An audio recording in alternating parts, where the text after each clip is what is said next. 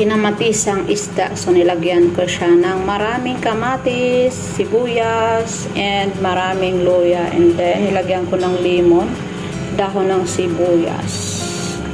Siyempre, asin at pampalasa, seasoning. At kaunting patis.